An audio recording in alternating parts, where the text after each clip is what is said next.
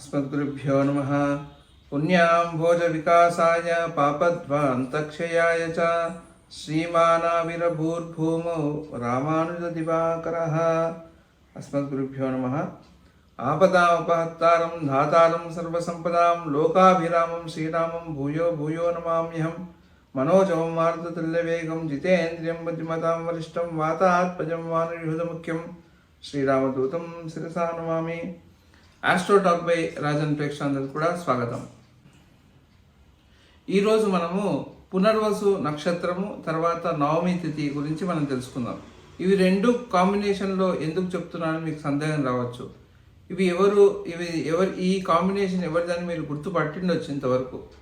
అది సాక్షాత్తు శ్రీరామచంద్రుడిదే. ఎందుకంటే ఆయన పునర్వసు నక్షత్రంలో పుట్టారు, తర్వాత నవమి తిథిలో పుట్టారు. ప్రతి ఒక్క నక్షత్రానికి ప్రతి ఒక్క తిథికి అనేది ఒక ప్రత్యేకత అంటూ ఉంటుంది. సాధారణంగా మనం ఒక తిథిలో పుట్టినప్పుడు ఒక ఒక జీవన శైలి అనేది ఒకటి ఉంటుంది. అట్లాగే నక్షత్రంలో పుట్టినప్పుడు ఒక ఒక జీవన శైలి అనేది ఉంటుందన్నమాట. సో నక్షత్రానికి ఒక జీవన శైలి ఉంటుంది, అట్లాగే తిథికి ఒక జీవన శైలి అనేది ఒకటి ఉంటుంది. అయితే మీరు చూసినట్టయితే భగవంతుడు వివిధ అవతారాల్లో ఆవిర్భవించినా కూడా దాంట్లో మనం ఏదైతే వద్దనుకుంటామో తిథిలో ఎక్కువ శాతం మీరు చూసినట్టయితే అష్టమి మనం అవాయిడ్ చేస్తాం, కానీ ఆ రోజు కృష్ణుడు పుట్టాడు. తర్వాత నవమి అవాయిడ్ చేస్తాం, కానీ ఆ రోజు రాముడు పుట్టాడు. అట్లాగే చవితి అవాయిడ్ చేస్తాం, ఆ రోజు వినాయకుడు పుట్టాడు. అయితే దీని అర్థం ఏంటి అంటే దీన్ని నిజంగానే మనం అవాయిడ్ చేయాలన్నా లేకపోతే దానికి ఉన్న ప్రత్యేకత ఏంటి అనేది మనం తెలుసుకోవాలి. ఈ నవమి రోజు ఈ రోజు మనము నవమి రోజు పుడితే దానికి విశేషం ఏంటి, అసలు నవమి రోజు పుట్టిన వాళ్ళకి జీవితం ఎలా ఉంటుంది, దానికి ఉదాహరణగా రాముడు వారి జీవితంలో కొన్ని సంఘటనలు మీకు తెలియజేస్తూ ముందుగా మనం వీడియోకి ముందరకు తీసుకెళ్దాం. అందుకోసం వీడియోని ఆఖరి వరకు చూడండి. ఎందుకంటే మీకు దీంట్లో ఒక్కొక్క తిథికి ఉన్న ప్రాధాన్యత ఏంటి, అసలు ఆ తిథి వల్ల ఇంత ఎఫెక్ట్ ఉంటుందా లేకుంటే ఆ నక్షత్రం వల్ల ఇంత ఎఫెక్ట్ ఉంటుందా అనేది మనకు తెలుస్తుంది అనమాట. సాధారణంగా మనం ఏం చేస్తామంటే ఒక జ్యోతిష్కుడి దగ్గరికి వెళ్ళగానే మనము జాతక కుండిలో గ్రహాలు అన్నీ కూడా చూస్తూ ఉంటాం మనం. అయితే గ్రహాలు అనేది ఆపరేట్ అవుతాయి, గ్రహాల ప్రకారం మనకి జీవితం అనేది నడుస్తూ ఉంటుంది. కానీ వెనకాల ఇప్పుడు ఒక సినిమా ఉందనుకోండి, సినిమాలో ఒక రోలు ఒక హీరోకి ఇచ్చినప్పుడు లేకుంటే ఒక క్యారెక్టర్ ఆర్టిస్ట్కో లేకుంటే విలన్కో రోల్ అనేది ఎవరు ఇస్తారు, డైరెక్టర్ ఇస్తాడు. కాబట్టి ఈ నక్షత్రాలు అనేవి అంటే ఒక డైరెక్టర్ లాగా. కాబట్టి ఇవి ఎవరి ఆదేశం మీద ఇవి నడుస్తాయంటే నక్షత్రం యొక్క ఫలితాల మీదే గ్రహాలన్నీ కూడా యాక్ట్ చేస్తూ ఉంటాయి. కాబట్టి ఇది ముఖ్యమైన విషయం, మనం తెలుసుకోవాల్సిన విషయం. కాబట్టి ఈరోజు మనము పునర్వసు నక్షత్రం వైభవం గురించి తెలుసుకుందాం. రాముడు వారు పునర్వసు నక్షత్రంలో పుట్టారు. మొదటిగా మనం నక్షత్రం యొక్క నక్షత్రం యొక్క పద అర్థము అంటే పునర్వసు ఒక అర్థం ఏంటి అనేది మొదటిగా మనం తెలుసుకుందాం. పునః వసుహు అంటే పునః అంటే మళ్ళీ మరలా, తర్వాత వసు అంటే భూమి అని వస్తుంది, రాజ్యం అని కూడా వస్తుంది. కాబట్టి మనకి 8 మంది వసులు ఉంటారు, 11 మంది రుద్రులు ఉంటారు. కాబట్టి ఈ 8 మంది వసులు ఏం చేస్తారంటే వాళ్ళు భూలోకాన్ని పరిపాలిస్తూ ఉంటారు వాళ్ళు వసులు. కాబట్టి వసు అంటే రాజు అని వస్తుంది, భూ పరిపాలకులు అది రాజు. అట్లాగే భూమి అని కూడా వస్తుంది. మన వసుంధర భూదేవికి మరో పేరు ఏంటంటే వసుంధర. కాబట్టి వసు అంటే భూమి అని కూడా వస్తుంది. పునః అంటే ఏంటి, మరల. కాబట్టి ఈ పునర్వసు నక్షత్రానికి ఉన్న వైభవం ఏంటంటే ఏదైనా ఒక వస్తువు పోయిందంటే అది మరలా వస్తుంది అని ఒక అర్థము. తర్వాత పోయినవన్నీ కూడా వీళ్ళకు పోయిన రాజ్యము తిరిగి వస్తుంది, పోయిన భూమి కూడా తిరిగి వస్తుంది అన్నట్టుగా దీనికి ఒక అర్థం అనేది ఉందన్నమాట. కాబట్టి ఇప్పుడు సపోజ్ ఒకరింట్లో పునర్వసు నక్షత్రం వాళ్ళు పుట్టారనుకోండి, ఏంటంటే వారింట్లో ఖచ్చితంగా ఏదో మరలా పొందాల్సిన విషయం కొన్ని ఉండుంటాయి. కాబట్టే వాళ్ళు ఆ నక్షత్రంలో ఆ ఇంట్లో పుట్టడం అనేది జరుగుతుంది. అంటే మరలా పొందడం అంటే అది పోయిన పదవి కావచ్చు, అంటే ఒక వంశంలో ఒకటి వంశాంతరంగా కొన్ని వాళ్ళు కోల్పోయి ఉండొచ్చు, దాన్ని మరలా పొందడం ఒకటి కావచ్చు. అంటే అది రాజ్య పదవి కావచ్చు, లేకుంటే భూమి కావచ్చు. అది మరలా పొందడానికి కోసమని ఈ నక్షత్రం వాళ్ళు మళ్ళీ ఆ కుటుంబంలో పుట్టడం అనేది జరుగుతుంది. అట్లాగే ఇప్పుడు రాముల వారు మీరు చూసినట్టయితే జీవితంలో ఇప్పుడు రాజుగా పుట్టాడు కాబట్టి రాజ్యం అనేది రావాలి. కానీ అతనికి పెట్టిన ముహూర్త బలము వల్ల ఏమైందంటే ఆయన అరణ్యవాసానికి వెళ్ళేసి మళ్ళీ వచ్చి రాజ్య పరిపాలన చేశారు. కానీ ముహూర్తం ఏమి తప్పిపోలేదు. ఇక్కడ రాజ్య పరిపాలన పాదుకలు చేశాయి ఆయనకి. తర్వాత ఆయన స్వయంగా వచ్చి చేసింది మటుకు 39 ఏళ్ళు 40 ఏళ్ళ మధ్యలో ఆయనకు పట్టాభిషేకం అయింది కాబట్టి అప్పుడు చేశారు ఆయన. కాబట్టి ఇది మనం అంటే ఇక్కడ ఏంటి, పోయిన రాజ్యము మళ్ళీ తిరిగి వచ్చిందని కూడా అనుకోవచ్చు. ఇంకోటి ఏంటంటే స్వామి అప్పుడు పరిపాలన వసువు కాబట్టి, పునర్వసువు కాబట్టి రాజ్యము ఆయన చేపట్టి రాజ్యాన్ని చాలా చక్కగా పరిపాలించాడు. ఇది ఒకటి. ఇంకోటి మీరు చూసినట్టయితే భార్యను తీసుకెళ్లారు, మళ్ళీ ఆయన యుద్ధం చేసి భార్యను కూడా తీసుకొచ్చుకున్నాడు. కాబట్టి పునర్వసు అంటే పోయింది మళ్ళీ వచ్చింది. తర్వాత ఆయన జీవితంలో పోయి వచ్చిన సంఘటనలు చాలా ఉన్నాయి. దశరథుడికి 3 భార్యలు. ఎవరు అంటే కౌసల్య, కైకేయి, సుమిత్ర. ఈ 3 భార్యలు దశరథుడికి భార్యలుగా ఉన్నారు, 3 భార్యలు. కానీ రాముడు అట్లా చేయలేదు. రాముడు ఒకటే భార్యనే స్వీకరించాడు, ఒక భార్య. ఆయన అందుకోసమే ఆయన ధర్మస్థాపన చేయడానికి వచ్చాడు. కాబట్టి ఇప్పుడు ఏంటి, ఆ వంశంలో ఉన్న ఒక పద్ధతిని ఆయన బ్రేక్ చేశాడని చెప్పడానికి లేదు, అది సరిదిద్దడం అనేది జరిగింది ఇక్కడ.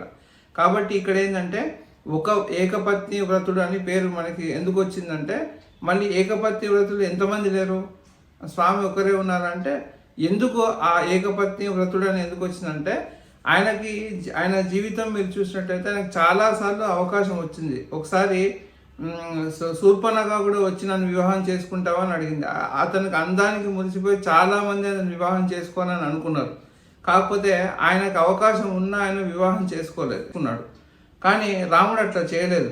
రాముడు ఒకటే వివాహమే చేసుకున్నాడు. కాబట్టి ఇక్కడ ఆ వంశాన్ని సరిదిద్దడం కోసమనే రామచంద్రుడు వారు ఆ నక్షత్రంలో పుట్టడం, తర్వాత ఆ నక్షత్రంలో పుట్టి దాన్ని అంతా కూడా సరిచేయడం అనేది జరిగిందనమాట రాముల వారు. ఇప్పుడు మనం తిథి యొక్క విశేషానికి వద్దాం. ఇప్పుడు తిథి, దీన్ని నవమి తిథిని రిక్త తిథి అంటారు. రిక్తం అంటే ఏంటి, అవాయిడ్ చేయాలని అర్థం. అంటే అది రిక్తం అంటే అది తీసేయడమో లేకుంటే అవాయిడ్ చేయడమో. ఓకే, దీన్ని రిక్తం అని, దీనికి రిక్త తిథి అంటారు దీన్ని. అయితే ఇప్పుడు మనము అంటే ఏం తీసేయాలనుకున్నాడు ఆయన అంటే, ఇక్కడ రాక్షసుడు ఏదైతే హింసిస్తూ ఉన్నాడో వాళ్ళని ఈ భూమండలం నుంచి వాళ్ళని పంపించేశాడు. అంటే ఒక రకంగా తీసివేతలాగా. ఇప్పుడు ఆయన ధర్మ రక్షణ కోసమని కొన్ని తీసివేయాల్సి వస్తుంది. ఇప్పుడు మనకి ఉదాహరణకి మీరు తీసుకుంటే, మనకు ఒక శరీరంలో ఒక అవయవం పాడైపోతుంది, అది ఉండి మనకి ఎట్లాంటి ప్రయోజనం లేదనుకో. అంటే అది ఉంటే ఇంకా మనం శరీరం ఇంకా కృషించిపోతుంది, లేకుంటే ఇంకా రోగాలు ఎక్కువ అవ్వడానికి ఛాన్సెస్ ఉన్నాయి అనుకోండి. ఇప్పుడు సపోజ్ కిడ్నీ డ్యామేజ్ అయింది, మనకు 2 కిడ్నీలు ఉంటాయి, ఒక కిడ్నీ పూర్తిగా ఫెయిల్ అయిపోయింది, ఇది ఉంటే నీకు ఇంకా వేరే కిడ్నీ కూడా చెడిపోతుంది అంటే మనం ఏం చేస్తాం, దాన్ని తీసేస్తాం. అదేవిధంగా ఈ రిక్తతిథి అంటే ఏంటంటే అవసరం లేనివి, అంటే ఒకటి ఉండి కూడా ప్రయోజనం లేకుండా ఉన్నదాన్ని తీసేస్తాయి అనమాట అవి. ఈ తిథికున్న ప్రత్యేకత అది. ఇప్పుడు రావణాసుడు ఉన్నాడు, ఉండడం వల్ల ఏం ప్రాబ్లం లేదు. కాకపోతే ఆయన ఉండి ఏం చేశాడు, రావణాసురుడు అంతా కూడా లోకాన్నంతా కూడా చాలా బాధ పెట్టడం, తర్వాత అతనుకున్న కొన్ని అలవాట్ల వల్ల అన్నిటిని కూడా కైవసం చేసుకోవాలని చాలా తాపత్రయపడ్డాడు. కాబట్టి ఇవన్నీ కూడా ఏం చేశాడు స్వామి, ఆ నక్షత్రం అంటే ఆ తిథిలో పుట్టేసి వాణ్ణి అక్కడి నుంచి తొలగించడం జరిగింది. అది స్వామి చేసిన పని. కాబట్టి ఇట్లా ఏదైనా ఒకటి తొలగాలంటే అట్లాగే మీరు చూసినట్టయితే యాగ సంరక్షణ, విశ్వామిత్రుడు ఏం చేస్తే 16వ వయసులో రాముణ్ణి యాగ సంరక్షణార్థమై తీసుకొని వెళ్తాడు. అక్కడ ఏం చేస్తాడు, ఆ తాటకిని సంహారం చేస్తాడు అక్కడ. అంటే ఏదైతే ఆటంకంగా ఉండిందో, అంటే యాగ సంరక్షణార్థమై ఎందుకు తీసుకెళ్ళాడు విశ్వామిత్రుడు అంటే, అక్కడ రాక్షసులు వచ్చేసి దానికి విఘ్నం కలగజేస్తున్నారు కాబట్టి వాళ్ళని తొలగించాలని చెప్పేసి రాములు వారిని తీసుకెళ్లారు అనమాట. కాబట్టి ఇక్కడ ఏంటి, ఏదైనా ఒకటి తొలగించాలంటే ఆ తిథిలో పుట్టడం అనేది జరుగుతుంది. అందుకోసం ఇంకోటి ఏంటంటే తిథేశ్చ శ్రేమాప్నోతి, తిథేశ్చ శ్రేమాప్నోతి అంటే ఎందుకంటే ఆ తిథి అనేది మనకు శ్రీ ఇస్తుంది. శ్రీ అంటే ఏంటి, శ్రీ అంటే మనకి అన్నీ ఇస్తుంది. శ్రీలో అన్నీ వస్తాయి అంటే ధనము, ధాన్యము, ఐశ్వర్యం. మనకి అష్టలక్ష్మిలు ఉన్నారు కాబట్టి మీకు ధనలక్ష్మి, ధైర్యలక్ష్మి, వీరలక్ష్మి, విజయలక్ష్మి, ఐశ్వర్యలక్ష్మి, సంతాన లక్ష్మి అన్ని అంటే 8 లక్షణాలు కలిగినవే శ్రీ. కాబట్టి మనకి తిథి అనేది మనకి శ్రీ ఇస్తుంది. అంటే మనకి ఏదైనా ఐశ్వర్యం కావాలంటే కూడా మనం పుట్టిన తిథిలోనే మనము ముఖ్యమైన పనులన్నీ కూడా మనం చేసుకోవాలి. కాబట్టి అది అవును మళ్ళీ నవమి మంచిది కాదు కదా, అష్టమి మంచిది కాదు కదా అంటే అట్లా కాదు. నువ్వు ఆ తిథిలో పుట్టావంటే ఆ తిథి నీకు స్పెషల్. కాబట్టి ఇది మనం గుర్తుంచుకోవాలి.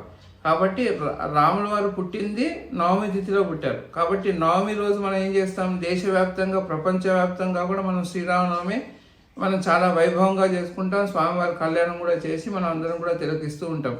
కాబట్టి ఇది నవమి తిథి యొక్క ప్రత్యేకత. అంటే నవమి తిథి ఏం చేస్తుంది, ఫైనల్ కన్క్లూజన్ మనం ఏం అర్థం చేసుకోవాలంటే తిథి అంటే ఈ నవమి తిథి రిక్త తిథి కిందకి వస్తుంది. కాబట్టి ఏదైనా ఒకటి తీసేయాలంటే అంటే అది శరీరం నుంచి అయినా కావచ్చు, లేకపోతే ప్రపంచం నుంచి అయినా ఏదైనా తీసేయడం. అంటే ఇప్పుడు మన ఇల్లు కూలగొట్టాలి, నవమి తిథి రోజు మన ఇల్లు కూలగొట్టవచ్చు. ఏదైనా సర్జరీ చేసుకోవాలి, నవమి తిథి రోజు చేసుకోవచ్చు. అట్లాగే ఒక శరీరం నుంచి ఒక అవయవం తీసేయవచ్చు. ఏదైనా ఒక వస్తువు అమ్మాలనుకుంటాం, అమ్మడం అంటే it has to be sold out. కాబట్టి అది కూడా నవమి రోజు తీసేయచ్చు. అన్నిటికీ మనం ఏం చేస్తామంటే అన్నిటికీ పంచమి, అన్నిటికీ దశమి, ఇట్లా ఇవే మంచి రోజులని మనం అనుకుంటాం. కాకపోతే అట్లా కాదు. పంచాంగంలో అన్ని తిథులకి ఒక్కొక్క ప్రయోజనం ఉంది. కాబట్టి ఈరోజు మనం డిస్కస్ చేసిన సబ్జెక్ట్లో మటుకు మనకి నవమి తిథి యొక్క ప్రాధాన్యత అనేది మీకు చెప్పాను. రాబోయే వీడియోస్లో మీకు వేరే తిథుల యొక్క ప్రాధాన్యత, మనం తర్వాత కృష్ణుడు ఎందుకు అష్టమి తిథిలోనే ఎందుకు పుట్టాడు, దాని యొక్క వైశిష్టం ఏంటి, అట్లాగే వినాయకుడు చవితి తిథిలోనే పుట్టాడు, దాని యొక్క వైశిష్టం ఏంటి, అట్లా చాలామంది చాలా దేవుళ్ళు వివిధ తిథుల్లో, అట్లాగే సుబ్రహ్మణ్య స్వామి షష్ఠి తిథిలో పుట్టాడు, దాని యొక్క ప్రత్యేకత ఏంటి అని ఇవన్నీ చాలా కూడా మనం తెలుసుకుందాం. రాబోయే వీడియోస్లో అవన్నీ కూడా మీకు అందజేసే ప్రయత్నం చేస్తాను. ఇంతవరకు ఎవరైతే ఛానల్ సబ్స్క్రైబ్ చేయలేదో వాళ్ళైతే ఛానల్ సబ్స్క్రైబ్ చేయండి. అట్లాగే నోటిఫికేషన్ బెల్ ఐకాన్ కూడా ఒత్తండి. నమస్కారం. సర్వే జన సుఖినో భవంతు.